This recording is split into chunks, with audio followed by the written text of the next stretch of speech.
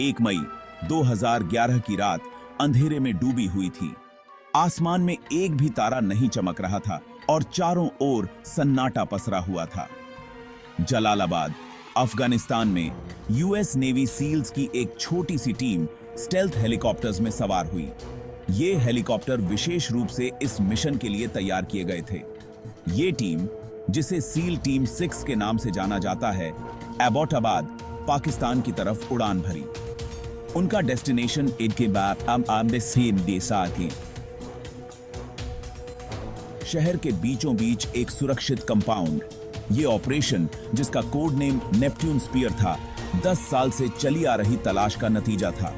उनका ऑब्जेक्टिव बिल्कुल साफ था, ओसामा बिन लादेन को कैप्चर करना या मार गिराना।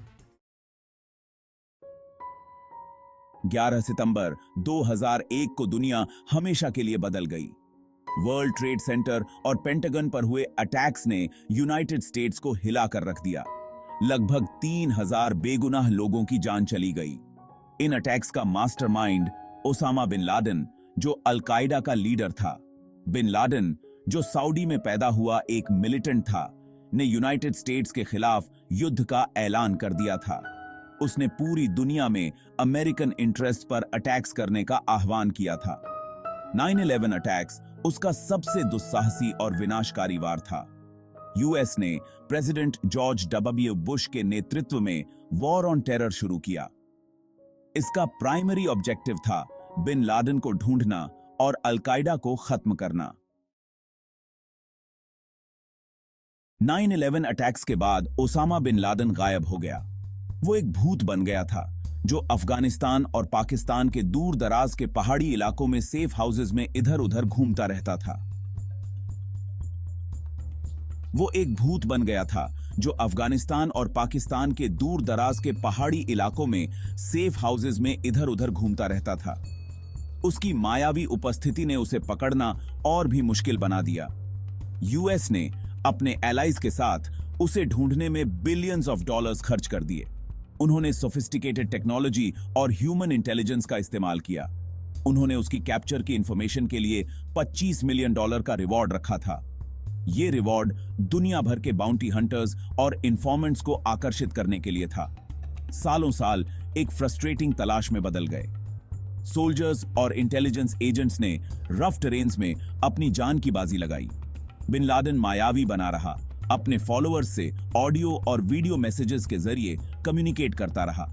उसने अपने मैसेजेस में अपने फॉलोअर्स को नए अटैक्स के लिए उकसाया।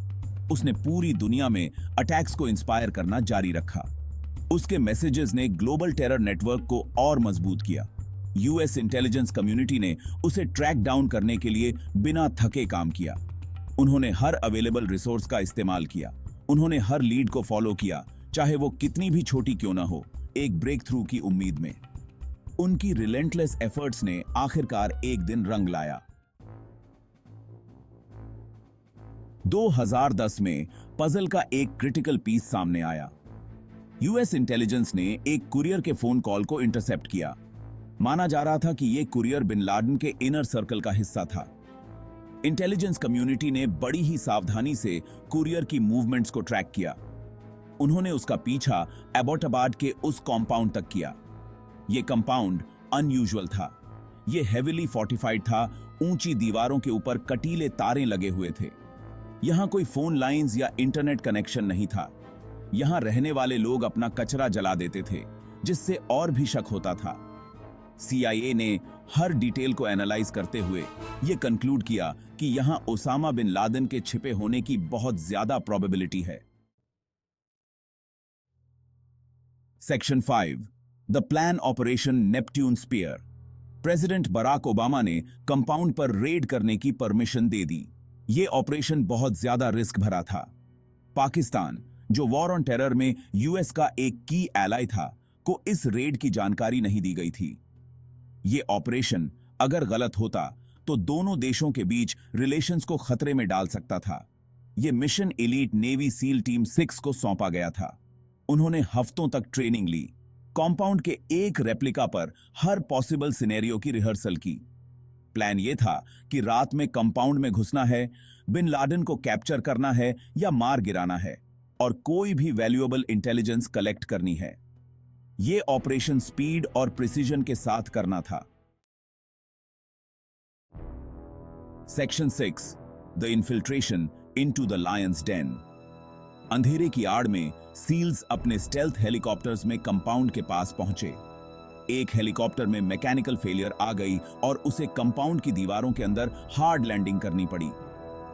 इस सेटबैक के बावजूद सील्स ने मिशन को जारी रखा। उन्होंने कंपाउंड की दीवारों को तोड़ा और एक एक करके बिल्डिंग्स को क्लियर करना शुरू कर दिया। उन्हें अंदर आर्म्ड आदमियों का रेजिस्टेंस का सामना करना पड़ा, जिसमें बिन लादेन का एक बेटा भी शामिल था। सील्स, जो हाईली ट्रेन्ड थे और एडवांस्ड वेपनरी से लैस थे, ने थ्रेट्स को न्यूट्रलाइज कर दिया। वो तेजी से और निर्णायक तरीके से आगे बढ़े। हर एक्शन में उनकी ट्रेनिंग और डिसिप्लिन साफ दिखाई दे रही थी। Section 7, zero dark 30, the raid. SEALs आखिरकार तीसरी मंजिल पर पहुंच गए, जहां माना जा रहा था कि बिन लादेन छिपा हुआ है। उनका सामना बिन लादेन से एक बेडरूम में हुआ, जहां उसकी वाइफ भी थी। शॉट्स फायर्ड हुए और बिन लादेन मारा गया। पूरे ऑपरेशन में हेलीकॉप्टर्स के लैंड करने से लेकर बिन लादेन की मौत की कंफर्मेशन तक लगभग 40 मिनट लगे। सील्स ने कॉम्पाउंड से बहुत सारी इंटेलिजेंस कलेक्ट की, जिसमें computer hard drives, flash drives और डॉक्यूमेंट्स शामिल थे। उन्होंने बिन लादेन की बॉडी भी ली, जिसे बाद में इस्लामिक परंपरा के अनुसार समुद्र में दफना दिया गया। यह मिशन अपनी कॉम्प्लेक्सिटी और इनहेरेंट रिस्क्स के बावजूद एक शानदार सक्सेस था। Section 8, confirmation and aftermath. Bin Laden की मौत की खबर आग की तरह पूरी दुनिया में फैल गई। प्रेसिडेंट ओबामा ने व्हाइट हाउस से नेशन को एड्रेस किया और सक्सेसफुल ऑपरेशन की पुष्टि की। दुनिया ने एस्टॉनिशमेंट और रिलीफ के साथ यह सब देखा। जिस आदमी ने एक दशक तक दुनिया को डरा कर रखा था, वो अब नहीं रहा। बिन लादेन के कंपाउंड पर रेड वॉर ऑन टेरर में एक बहुत बड़ी विक्ट्री थी। इसने अल-कायदा को बहुत बड़ा झटका दिया, टेररिस्ट ऑर्गेनाइजेशन को उसके चरिज्मेटिक लीडर से वंचित कर दिया। इस ऑपरेशन ने यूएस इंटेलिजेंस और मिलिट्री फोर्सेस की रीच और कैपेबिलिटीज को भी दिखाया।